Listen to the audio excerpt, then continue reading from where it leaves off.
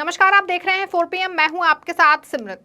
उत्तर प्रदेश के बहराइच जिले के हालात अब शांत हो गए हैं और ये ऐसे शांत हुए हैं कि अब पूरे इलाके में सन्नाटा फैल गया है। लोग अपने घर छोड़ के चले गए, कई घरों में ताले लटके हैं। कस्बे की सड़कों पर जली हुई गाड़ियों का मलबा पड़ा हुआ है। जिन दुकानों, घरों और शोरूम में आगजनी की गई स्थितियां वहां की वैसी की बनी हुई हैं।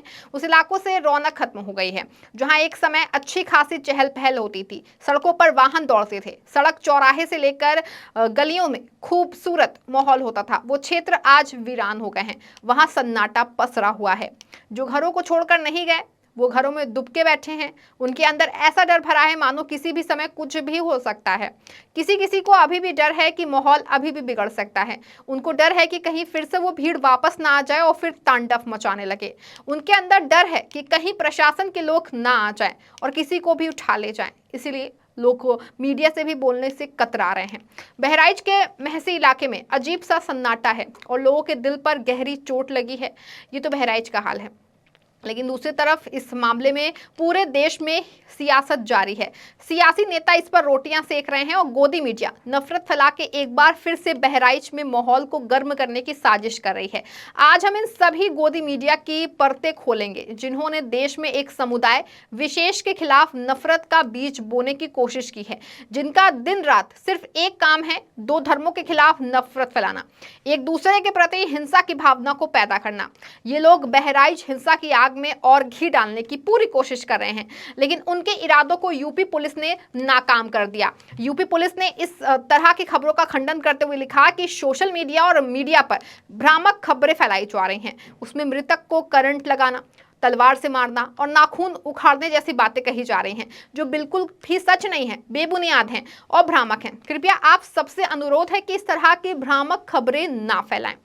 आपको जानकर के हैरानी होगी कि युवक की पोस्टमार्टम की रिपोर्ट आज आई, लेकिन टीवी चैनलों पर बीती रात से ही प्रसारित किया जा रहा था कि बहराइच हिंसा में मारे गए मृतक राम गोपाल के साथ आरोपियों ने जमकर बर्बरता की।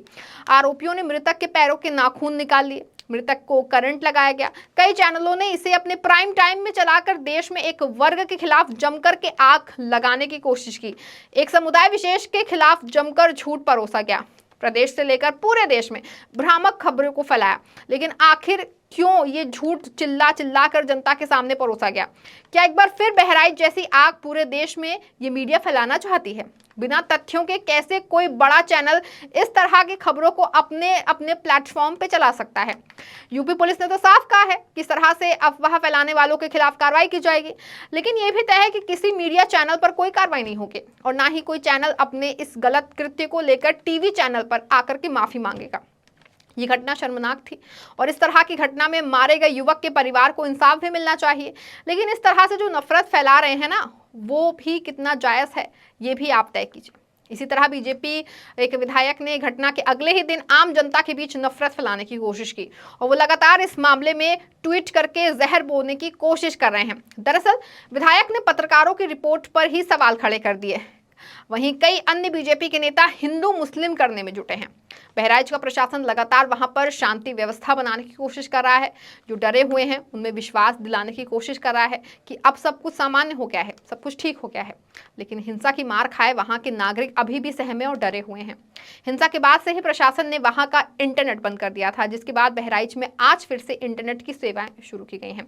स्थितियां पहले से बेहतर हो रही हैं, लेकिन ये नफरती लोग हिंसा के इस आग में घी डालने की पुरजोर कोशिश करने में लगे हुए हैं।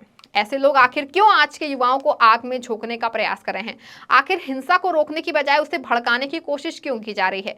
क्या विपक्ष जो सवाल उठा रहा है कि चुनाव जैसे जैसे नजदीक आएंगे बीजेपी इसी तरह आग में घी डालने का काम करेगी, क्या उनके इन दावों में सच्चाई है? बीजेपी नेताओं की बयानबाजी और पोस्ट तो यही देख के लग रहा है कि हाँ, ये सब कुछ सच ही है।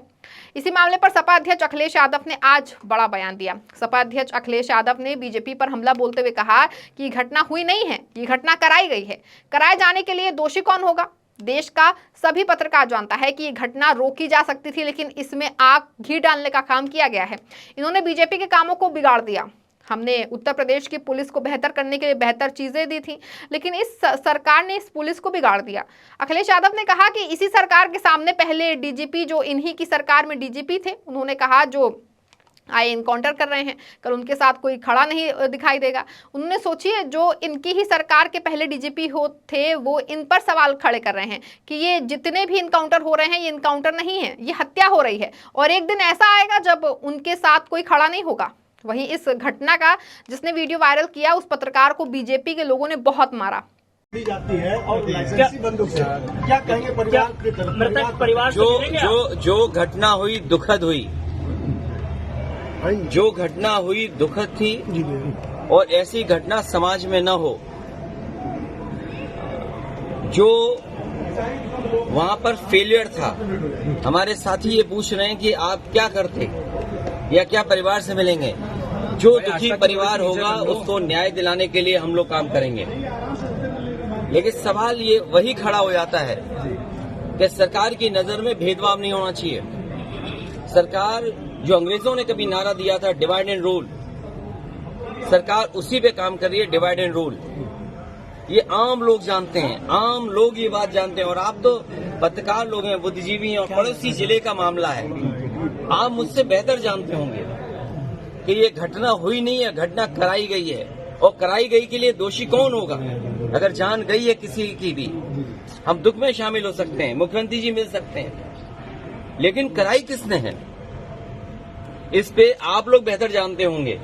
यहाँ एक कोई पत्रकार ऐसा नहीं है जो न जानता हो कि ये घटना रोकी जा सकती थी। किसी की जान नहीं जाती। अगर जान गई है, हम दुख बांटने से ज्यादा, जो आज सरकार भी दुख बांट रही है, सरकार को इस बात पे दुख करना चाहिए था। ये घटना क्यों हो गई, होनी नहीं चाहिए थी। सर, सरफराज की बहन का कहना यह है कि कल पुलिस ने इस खबर में फिलहाल बस इतना ही। ऐसी तमाम राजनीतिक खबरों के लिए बने रहें, जुड़े रहें 4 PM के साथ। धन्यवाद।